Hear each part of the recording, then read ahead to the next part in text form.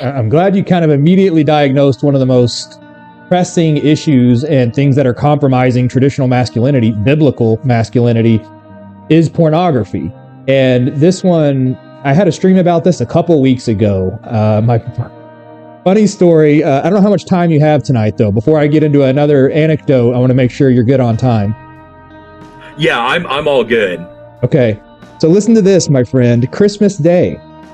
My dad is super excited. He's a boomer. He's 60-something years old. And by the way, my name is Joshua, so feel free. You can call me my real name. I don't give out my full name for obvious reasons because people want people like myself thrown in jail or dead. But I'm sure you get that. It's Christmas Day, and my dad is super excited to show me his brand new Meta Quest 3. And I have never done any kind of virtual reality, video gaming, or anything else, honestly.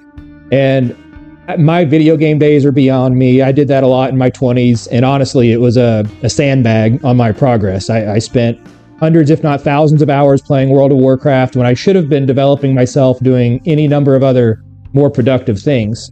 So I already am actually quite educated on the potential danger of video games. It's not to say all video games are cancerous and destructive to the soul.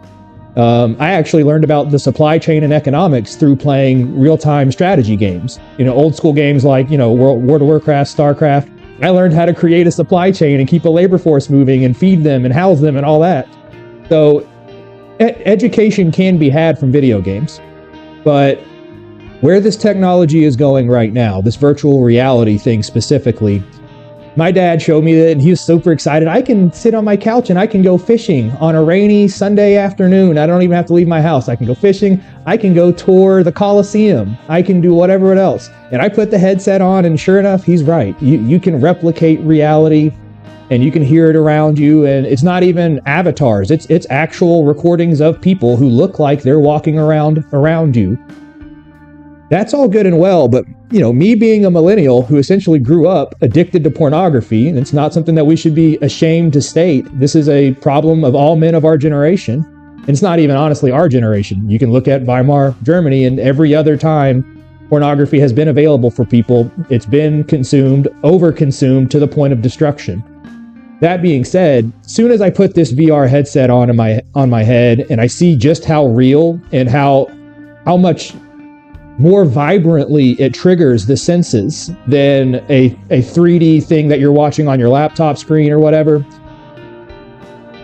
I immediately went to the place of knowing where this technology goes. It goes to interactive virtual reality pornography and simulated sexual experiences. And before you even think about the implications of that, we should stop and take inventory of the damage that two-dimensional pornography has caused America.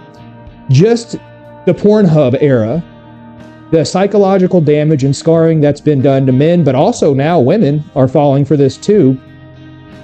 That's just because they had videos and still pictures to look at.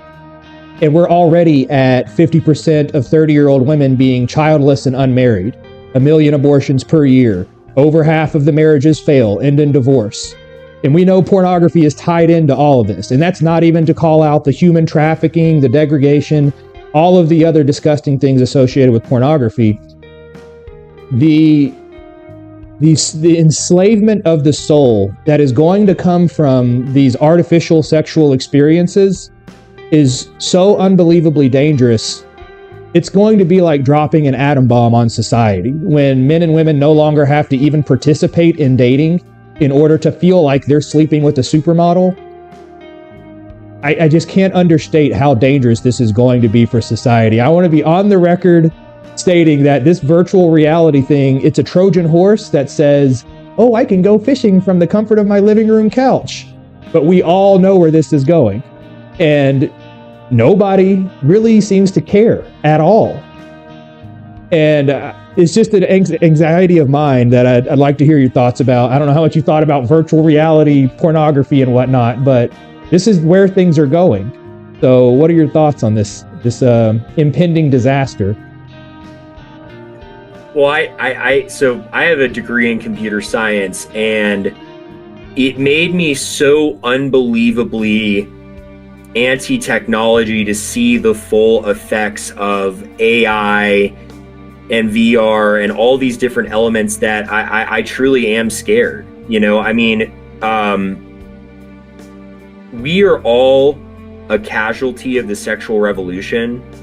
And I've said that repeatedly. It's like, so many people now, it's kind of the unspoken poison online. Because, when people even, and they'll use like mass terms for it online, like, when you experience temptation, or you experience this. Well, I've been tempted by anger. I mean, you can look at my Twitter. Sometimes I've definitely blown up before. And, I've been tempted by gluttony or whatever. I've got a sweet tooth. But, most people, it's like when they're talking about that, they're talking about lust and specifically pornography because of how deep the effects of its psychological damage are, right?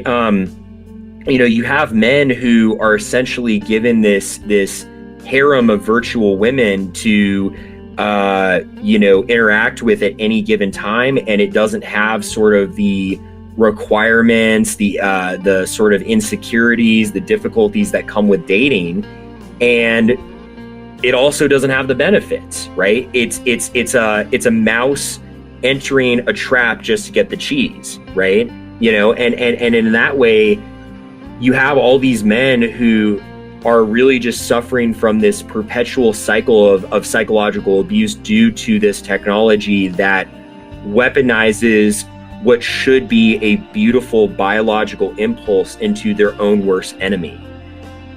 And because of that, I really think I think that's part of the reason why Japan, for instance, has such a bad birth rate, as we mentioned. I think it's pornography leading to their young men not getting married and stuff like that. They can work like an 18-hour workday or whatever, and go home, and they don't have to deal with a wife or keep up an emotional connection or children, and they can have sort of the cheese from the mousetrap and just be fine with that and just live with that. And a VR, as you said, takes that and then multiplies it basically by 100 to the point where now people are not even really sort of using their imaginations when they're indulging in the sin of pornography, but now they're basically fully engaged in it. They're engaged in a full simulation of that act, and because of that, it really turns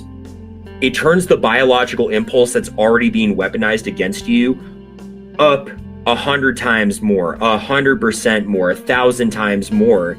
And I really think that if we're going to ethically treat this issue, we just have to make pornography extremely illegal and extremely hard to get our own instincts and impulses against us into this perpetual cycle of biological slavery. I mean, I've thought about it many times, and I really, really, really feel so sorry for just the generation of men that are coming up in the world, and my generation too. I mean, I remember talking to some of my friends, and they have for more of their life that they have been alive, they have been addicted to pornography, finding it when they were 8 years old, 7 years old, 10, 11, 13, it doesn't matter. They have been addicted to this horrible drug for longer in their lives than they've even been alive without it. You know what I mean?